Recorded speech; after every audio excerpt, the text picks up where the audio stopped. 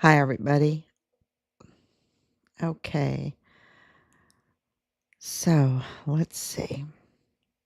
Make sure that everything's on. Everything is working right. Okay, here we go. So, day 1697. Losing my voice just a little bit. But, it can't be helped, and we have to move on. We've got to go forward. Everything is at stake here. Our country is at stake. Our children are at stake. Our freedoms are at stake. Our economy is at stake. Everything's at stake here. Our military is at stake. This is so big. And so we, have to keep going, move on and move on. We're at day 1697.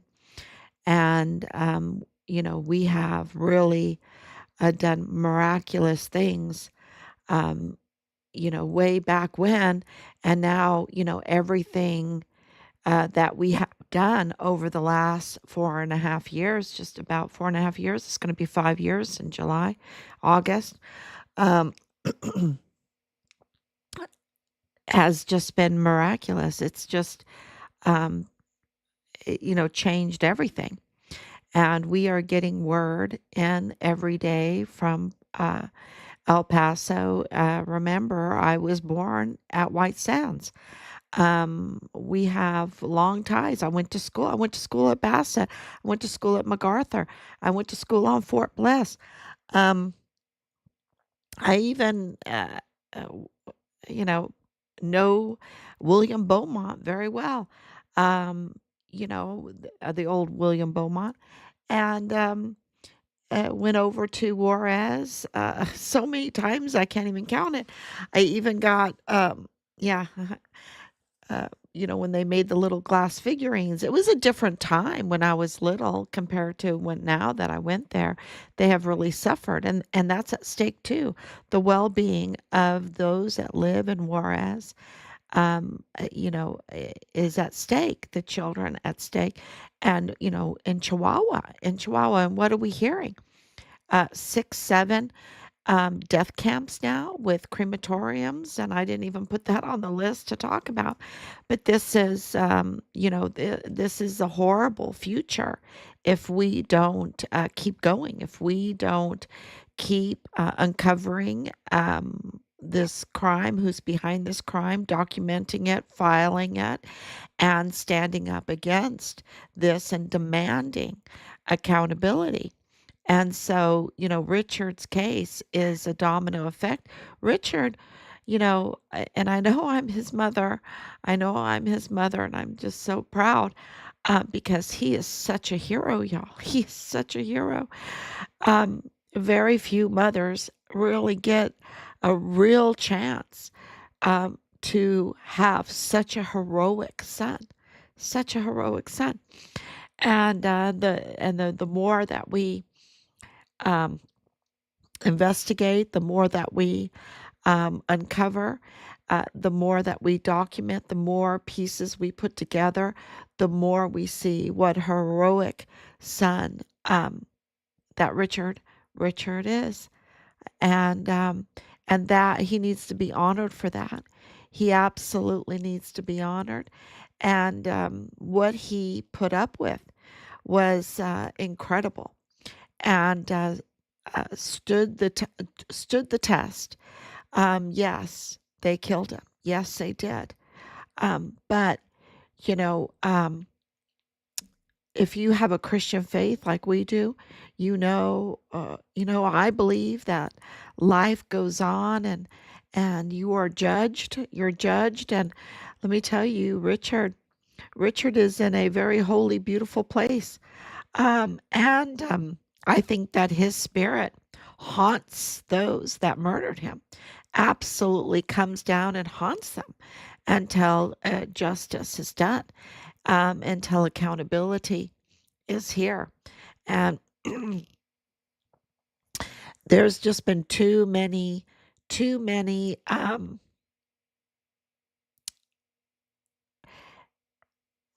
signs, symbols from God that absolutely have showed us that He haunts them. Absolutely.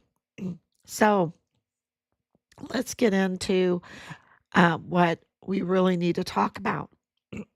And these are these. Sorry. I'm just losing my voice, just talking all the time. So, make sure. Yeah. Hold on.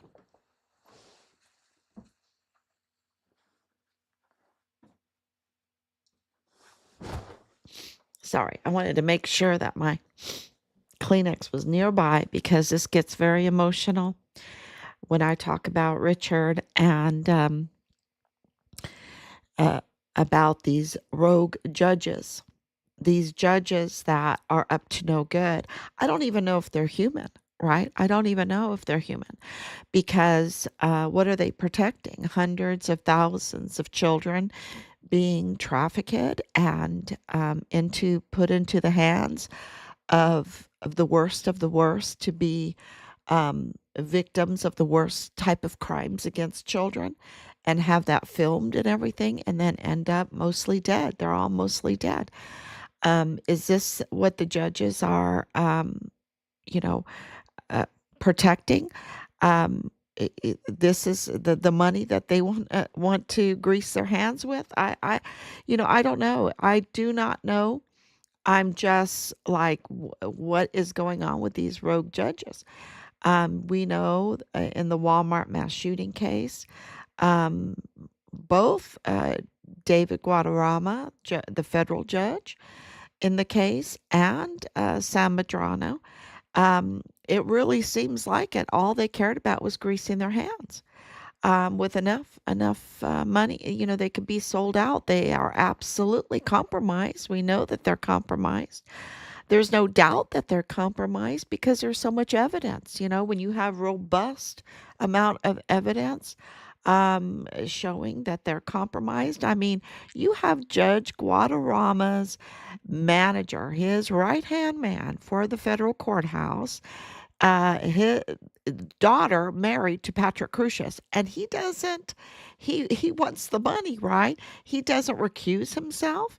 You have Sam Madrano, and they all know each other. They're all, when you start looking into it, they have all this history, and yeah, they're they all know each other. And, the whole Jaime Esparza, letting Jaime Esparza stay on the Walmart case for almost 2 years when he had such a conflict of interest because his sister was in the Walmart, right? Was in the Walmart during the time. I mean, he had to recuse himself too. And but they want the money, and they organize that very, very well with Patrick Crusius because Patrick Crusius 000 on his application for counsel, right? To have appointed counsel, 000. Like he doesn't have a dime in his pocket, but he can go and buy these weapons and travel and do all these things. But yet he doesn't have a dime to his name, not a penny to his name, nothing. But they approved it, right? They approved uh, this funding for appointed counsel for millions and millions of dollars, and that was what Joe Spencer, right? Joe Spencer, and it is just so obvious when you see through everything. And now you have President Trump addressing these criminal groups, these groups that are the big T, that really wreak havoc on a country, on the economy, on when you have all of this money laundering and all this illicit money that you don't pay any taxes on, and it just goes through the system, and then people get compromised with that kind of money because they want to do business, they want to sell cars, and they want to you know, um, they want to work, right? They want to work, and they get compromised. And so this big T kind of crime is so bad.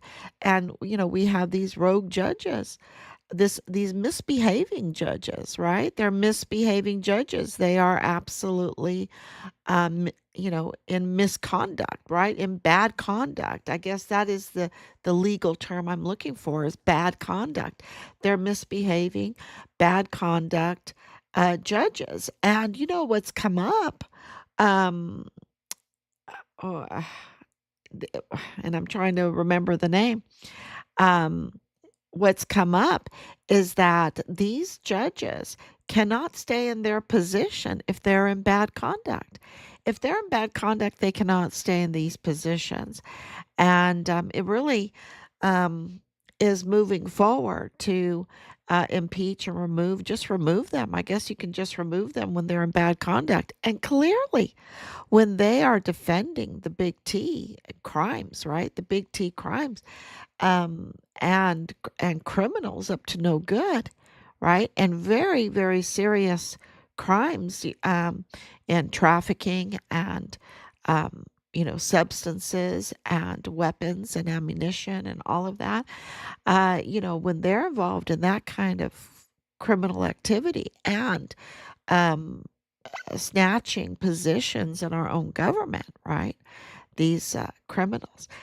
And the judges are defending them, that, well, that tells you a lot. That tells you a lot, right? Who greased whose hand, right? Who greased whose hand and with how much? Um, so this is, very, very bad conduct. And we know that they do it through even their children and their spouses, very bad conduct. And so, yeah, I'm really hopeful in that they are going to solve this problem of these judges that are really that are not concerned about establishing the law, about establishing justice, about protecting our citizens and our people and our economy and really defending the Constitution, because that's their oath, is to defend the Constitution. So I'm very hopeful now that there are some very brainy, very smart people that are looking into the situation, and they know that our law, our beautiful Constitution, just like in Texas, the beautiful Texas Constitution. I have to say, it is a magnificent document, and it has been really, really helping us move forward. And of course, the Constitution, the United States Constitution, has really, really been helping us move forward. And so when you're lawful and you're wanting to go up against the lawless, it's very, very handy to know the law. And now with all the search engines and everything, you really get access to the law. And I think that they're coming up with some really good solutions on how to um, remove these rogue, lawless, I can say misbehaving, not in good conduct, right? If they're not in good conduct, they cannot have their position, no matter if it's supposed to be appointed for life or whatever. With this, they can't have it if they are in bad conduct. So I think that that is very, very important, which leads to Nidal Baem, who also is in bad conduct, right? And he's now Nidal Baem. I've said over and over and over again, he is the father-in-law of Bradford Bugado of the G3 of the 32nd ATCOM, which is Richard's command. But what we have, and this all needs to be really looked into, that needs to be investigated. But he has a record. He has a record for terroristic activity. He's a Palestinian. He's a Palestinian with a terroristic activity record. And he might have been found innocent or whatever, but That's not what that says, but anyway, they need to absolutely, the law enforcers, the investigators, they need to look into, because what we are uh, getting back is that what he did, they should have absolutely arrested him. They should have interrogated him, because with a minor terroristic activity record, or a full blown out one, with right after the Walmart mass shooting, because this was in October of 2020.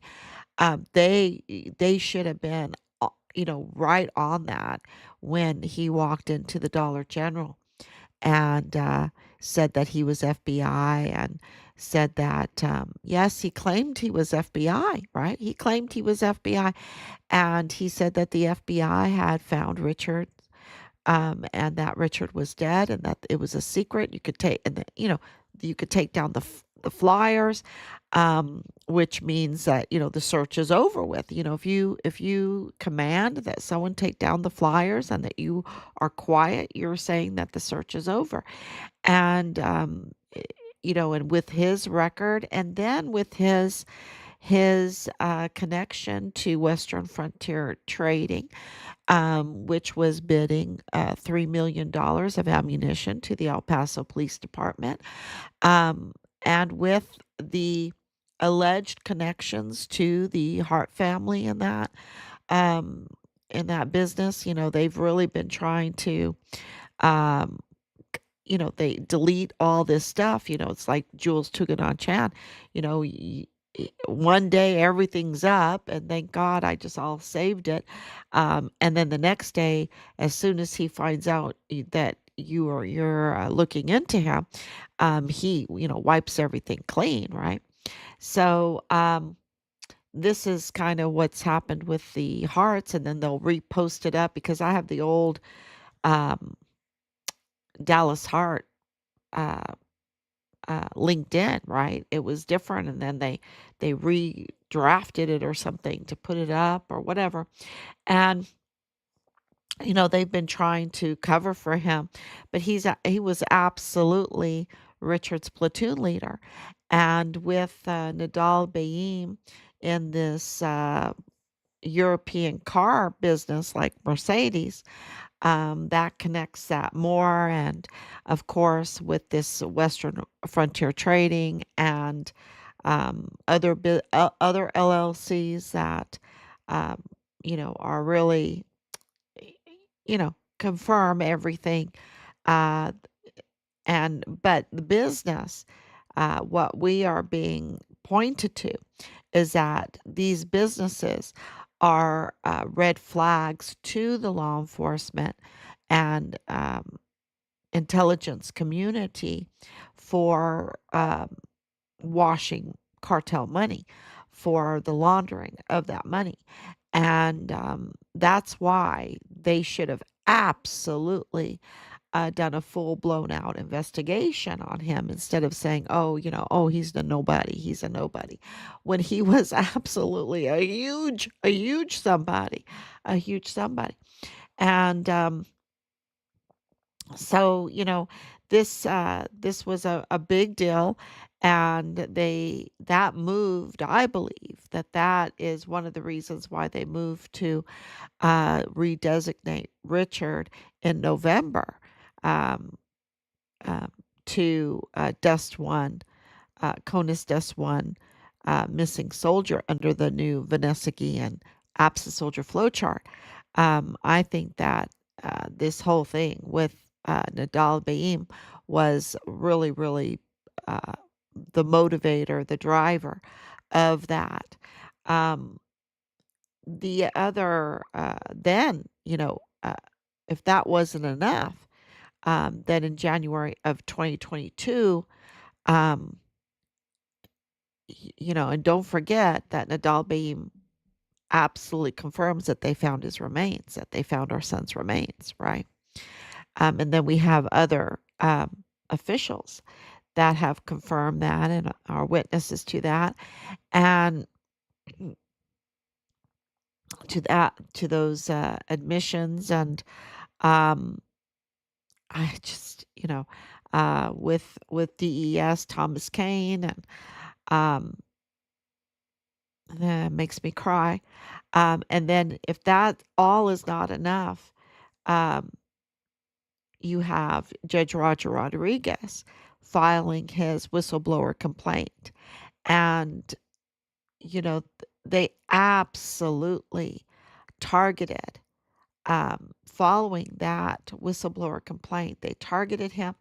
They wanted to discredit him. And they came up with, one of the things that we discovered in all of that is Carlos Mendez. Carlos Mendez, and of course, we have the Jesus Melendez connection to Bliss Avenue. Um, but Carlos Mendez was never a veteran, and in um, the retaliation, um, and I think it was KTEP, right? KTEP from UTEP, with Angela Kachurga. Uh, the the article, really is using him as a veteran, right? And that's stolen valor because he never was a veteran. So not only did they use Leilani Hart as a unreliable source of fake, and she was named in his whistleblower complaint as tampering with Richard's file and a suspect in Richard's murder case. So, you know, um, having a fake, uh, unreliable source like Leilani Hart, and then on top of that, the most ridiculous story you've ever read, and then on top of that, using an individual to be a fake impersonating veteran, um, to retaliate against a judge, but a whistleblower judge, So they're not protecting their whistleblowers in El Paso, or on Fort Bliss, sorry. And yeah, it's almost 1 o'clock. Uh, we're burning the midnight oil, y'all. But, Carlos Mendez, clearly that was, and I haven't really talked about that so much, but he's a fake soldier, right? A fake veteran.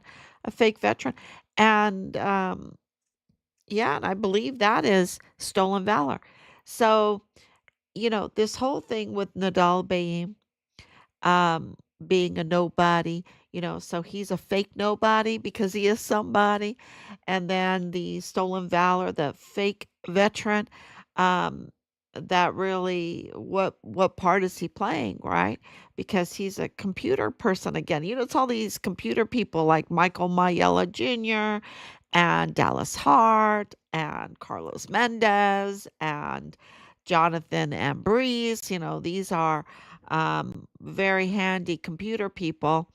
And then, of course, when you're dealing with billions of dollars, you need apt computer people to launder the money and organize it and pay it out and whatever, and cover up the criminal activity. So, but I think that there's a lot of greased hands. This is what was told to me today. Greased hands. And I kind of like that. I said, yeah, these are very dirty, greased hands. And, being very close to many farmers in my life, maybe I don't like that saying after all, because, when you're a farmer, it's hard work. But when you are a trafficker, when you are part of a cartel group, it's not with that beautiful grease that, the old tell is you get a wound and you put some grease in it, right? So, but this is dirty.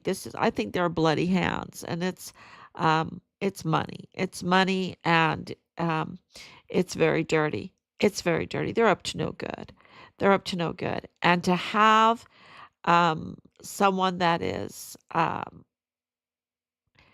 you know, what is his connection to Palestine, right? Nidal Baem's connection. I mean, he's Palestinian and he has an accent. That's how um, one of the ways we found him, and how we distinguished him from others, is this accent. And it was not, as a cashier said, it was not a Spanish accent. It was a foreign accent. And so that was one way that we found him. And yeah, so he was shocked that we called him and we found out who he was, and to look at his record and to look at his taxis that he owns, and all the stuff that goes along in his connections to uh, Richard's command and his connections to others that are really up to no good. And they should have absolutely responded to us, and no, they lied to our face. And this uh, is that called a fake general, a fake CID agent? I don't know. Are they just in bad conduct, right? So if Tavita Nusa lost his badge because he's in bad conduct, and he was in bad conduct, and he lost his badge, should these generals also lose their uniform and stars because of bad conduct? I believe so. And so that means, can these judges that are in bad conduct lose their robe, lose their bench, right? Lose their bench. I believe so too. You cannot be in bad conduct and be in these positions of honor, right? Of great trust, of many tools that we've entrusted to them. It's great power to be a general, to be a CID agent with a badge, to be a judge sitting on a bench. There's a lot of honor there. That's why we call them your honor or general. We show them a lot of respect. But when they are in bad conduct, they need to be removed because they are just dirtying up our beautiful uniforms, our beautiful stars, our beautiful benches, because these benches of law and order are so, so important for a civilized society and a safe society. And how they sealed the case, they uh, protected the criminal activity. That's in bad conduct. And right now, what Trump is exposing with this uh, group, this gang group that really is up to no good all the time, is he's exposing that these judges, that there are judges that have bad conduct, and that bad conduct, um, that has to be addressed. And those judges have lost their privileges. They've lost their privileges. It's kind of like with children, if they're acting bad, then they don't get to do their favorite things, right? You have to say you have to sit in the corner, or you have to be on restriction, or in this case, when it harms so many people, they have to lose their bench. They have to lose uh, their uniform and their star. You can't. And this is so severe. This is so big. This makes the Iran Contra look like child's play.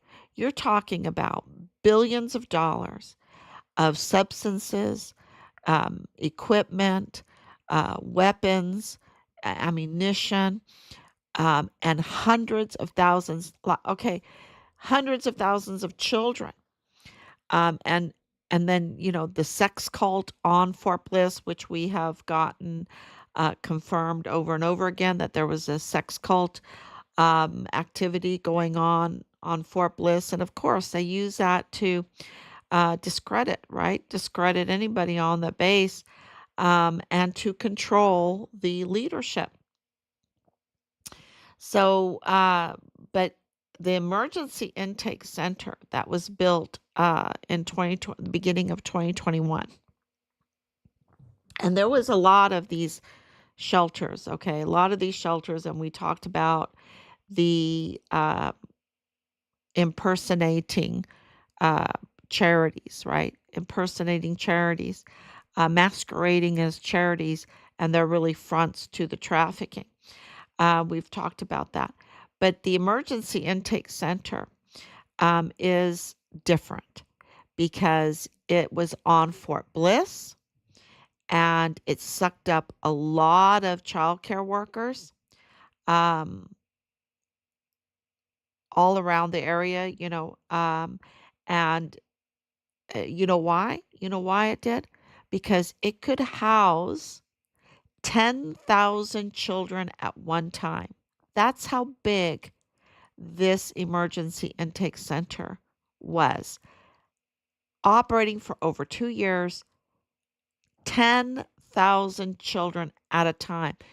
Hundreds of thousands of children were processed through Fort Bliss on taxpayer dime. On taxpayer dime. And I just saw um, Doge cleaning up NASA, which is a great, it's a thrill because oh my gosh, that's a whole nother thing. But of course, this whole cleaning or dismantling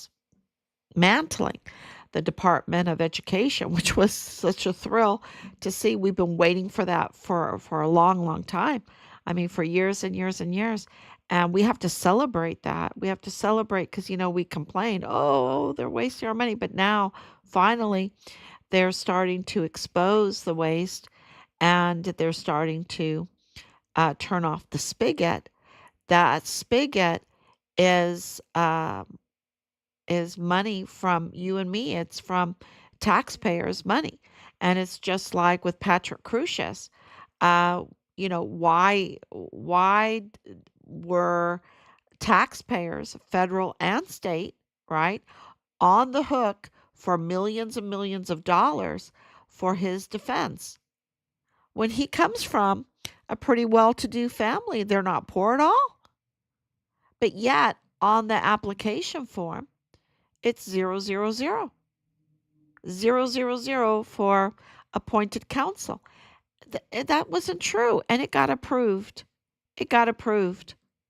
This was such a orchestrated money grab, and also, I just posted up a really good explanation on the timeline of Richard's case, where he was reporting, he was um, getting institutional support. They were investigating and auditing there on Fort Bliss, and that was the Trump administration, 45, the first Trump administration, and then the Walmart mass shooting happened, and it put everything in disarray. And of course, then the closures, the mandates, the 6 feet apart, the wearing a mask, and all that came into play.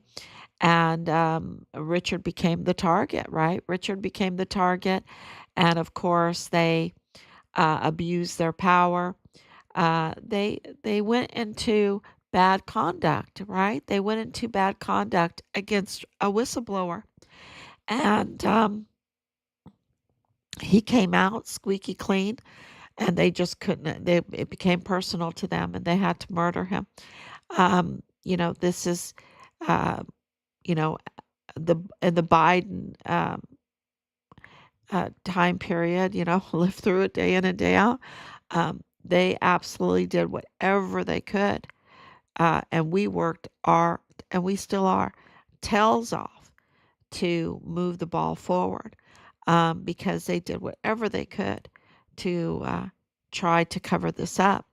And now on January 24th, 2025, this was pointed out to us in the last couple of days. And I'm like, oh my gosh, yeah, you're absolutely right. Just 4 days, it's been just a whirlwind. Just 4 days after Trump took office, all of a sudden they declare Richard in the line of duty, which is very, very important legally. And it's important legally to them to cover them up and put them in a cozier spot legally. Um, um, it's kind of like putting a band-aid on a wound or something. But it's also good for us too because they just admitted that Richard is a whistleblower. Because what else is he?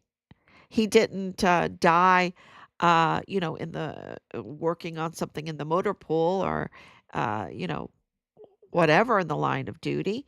Um, they just they just told you. They just admit it, and that's been long coming. They had to admit we have it all. We have it all documented that he's a whistleblower, and but they've never told the public that he was a whistleblower that was targeted and attacked and murdered, right? And that Fort Bliss and the leadership failed to protect him, failed to protect him. So this is really important, and it comes 4 days after President Trump takes office, which is, come on, yeah, that you have to be really, I don't know, of course, right, of course. And now number 47, the new sheriff's in town. This is Trump's second um, uh, administration, and he's seasoned now. He's a seasoned politician. He's a seasoned president now, and it's just amazing what's happening.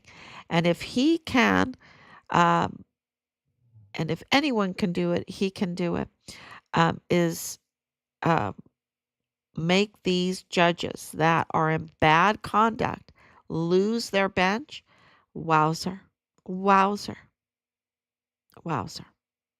And I think that, uh, especially Judge Guadarrama, he is, our word is that Veronica Escobar's husband lost his position. Um, but yeah, it seems that Judge Guadarrama has, some worrying to do because he is in bad conduct. He's absolutely in bad conduct. So I just want to say thank you to everyone. Thank you, Anicia. Thank you, Olga, for your support and for coming on. And day after day after day, day after day, and so late, we just really love you for that. And it just can't be helped. I'll just try to come on a little bit earlier all the time. But we are getting a lot of calls, a lot of witnesses, a lot of letters, it's a lot is happening behind the scenes. And so we just want to thank you so much. And please share. God bless you. And I will be back tomorrow, God willing.